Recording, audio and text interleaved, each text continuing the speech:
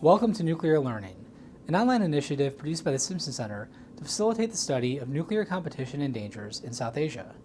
Our first open online course, Nuclear South Asia, is available free of charge at nuclearlearning.org.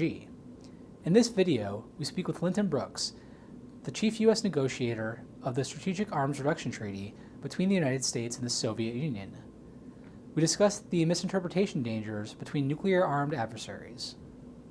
We spent an enormous amount of money in the Cold War on intelligence.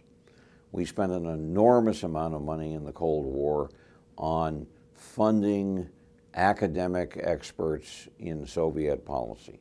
And some of them were very, very good. Some of them rose to great positions of prominence.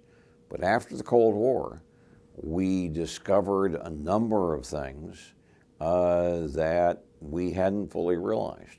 We discovered, particularly in the late Cold War, that the Soviets were very seriously scared that we would start a nuclear war, something that, to the best of my knowledge, we never contemplated. We discovered a mismatch between some of what we might have done to show resolve in NATO and then to pause. We discovered that that would be an opening for escalation rather than an opportunity for thinking through. So even with an enormous amount of effort, we didn't understand one another perfectly, although by the end we understood each other pretty well. So you take nuclear adversaries, and if their condition is such that there aren't contacts between the two cultures, they won't be able to interpret what they hear in peacetime.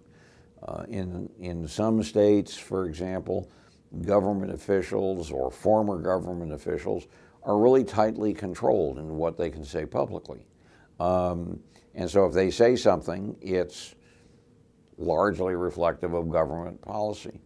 In other countries, such as my own, there is a great willingness to have people, even sometimes officially, but certainly people who are recently retired, to come up with dramatically different options that may not reflect any internal thinking.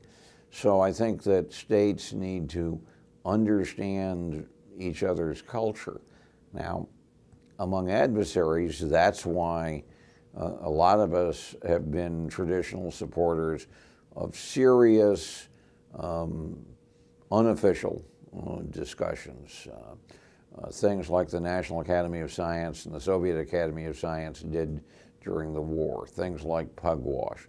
Things like the various dialogues that are now in place between the United States and China. Because it's not that that's where you get technical details of operational plans. You don't. It's where you get an understanding of how people think. If you enjoyed this video, please remember to click the subscribe button below and visit nuclearlearning.org to enroll in Nuclear South Asia today.